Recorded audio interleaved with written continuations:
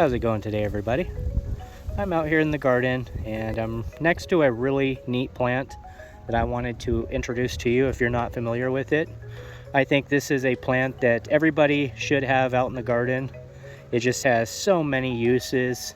It is such a survival type plant, both with its uses and medicinally, even more so medicinally than it is for just a common usage type plant, but it's got some pretty significant uses. This is an herb and it goes by the name of mullein, and it's also known as cowboy toilet paper. Some people also call it Indian toilet paper. The reason being is that the leaves are just very velvety and soft, and so it could certainly be substituted as a toilet paper. And so that's just one of the uses for it. If anything ever happened in the future, this would be an excellent plant to have around for that usage. But the dried leaves as well, if you look down here, I've got some dried leaves, and these make excellent tinder. So if you wanted to use something, there's some more. If you wanted to use something to start a fire, the dried leaves of the mullein make an excellent fire. These plants have a 2-year life cycle. So the first year they look like this. They're just kind of a ground hugging plant. They stay pretty close to the ground. And then the second year, there's a really large stalk that comes from the center and goes up.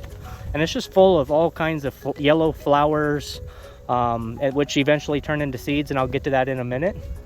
But the stalk itself, along with the tinder of the dried leaves, the stalk can actually be dried out.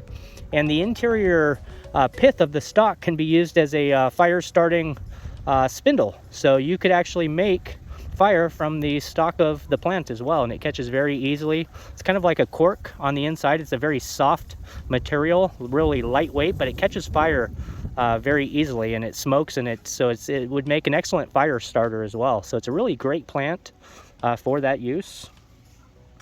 And the leaves themselves are edible on the plant, so you could put them into salads. And when the stalks come up in the second year, the flowers are also edible, and they could be put into salads and different dishes, and just anywhere you'd have an edible green, you could sub in some of the mullein, which is just very high in all kinds of nutrients. But let's get into the medicinal aspects of this plant. Medicinally, and I hope you're ready for this because it's a long list and I didn't even cover everything. The mullein plant can be used for cough, TB, bronchitis, pneumonia, earaches, colds and flu, chills, fever, allergies, sore throat, tonsillitis, as well as asthma, diarrhea, colic, migraines, joint pain, and gout. And so this plant is really specific to your lungs and breathing. And with everything that's going on today and in the last few years with the cough, this plant is invaluable because that is more of a respiratory type illness, especially the newer strain, I guess you could say. So having something like this is invaluable in your garden and can certainly help with that. How to make use of it? The easiest way to make use of this plant is just to use it as a tea. And so you would take some fresh leaves and brew a tea out of the leaves. Another way is to make a tincture out of the leaves, which is a little bit more in-depth of a process, but is certainly viable and doable. And then the third way is to dry out the leaves and you can smoke them. So this is one that is sort of classified as a narcotic, but it's not hallucinogenic and it's not addictive. But the smoke is actually beneficial for your lungs. So if you're having coughs or anything to do with your lungs, smoking this would actually help with any ailment, believe it or not. And so those are the most common uses for the plant. There's one special thing with this plant that just throws it over the top. It just makes it a home run for having in the garden. It's just such a neat thing. And that is the seeds. So in the second year, when the stalks come out of this plant, you can take the seeds once the flowers have matured and dried up. You can take the seeds and you can crush them up.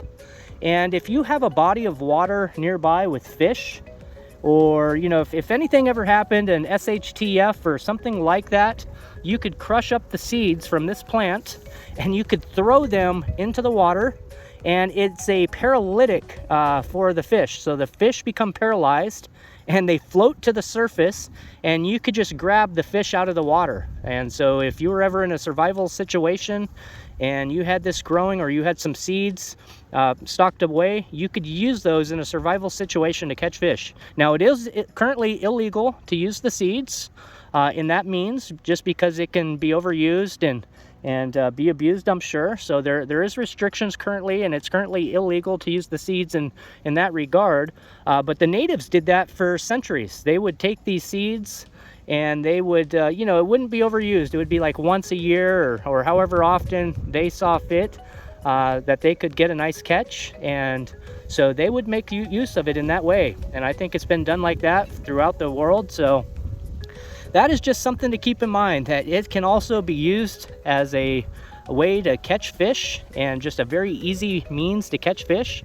So this is probably one of my #1 survival type crops. It's edible, it's medicinal, you can use it for toilet paper, you name it, this has got a function. So it is just so multifunctional, and that's what permaculture is all about, multifunctional plants to have into the garden. And this one is definitely at the top of the bill. So I would highly recommend mullein to be grown as an herb. And it's just such a pretty plant. The flowers are pretty. Here in the heat of the summer, it does fine. So it gets our scorching heat. It does wilt a little bit here in the heat of the summer, but when I'm watering it, I can literally see the leaves perk up when I'm watering it. So it's just kind of neat to see that as well. But it does fine in the heat. I believe it does fine in the cold. You may just want to check the hardiness zones for your area, but I think it can go down quite low. So, you know, definitely take a look at it and grow it and make use of it. So I hope this message finds you well today. I hope everything's going well for you and your families. And I do certainly thank you for stopping in and checking out this video and checking out this channel. And once again, thank you for stopping by. Have a great day. God bless. Bye-bye.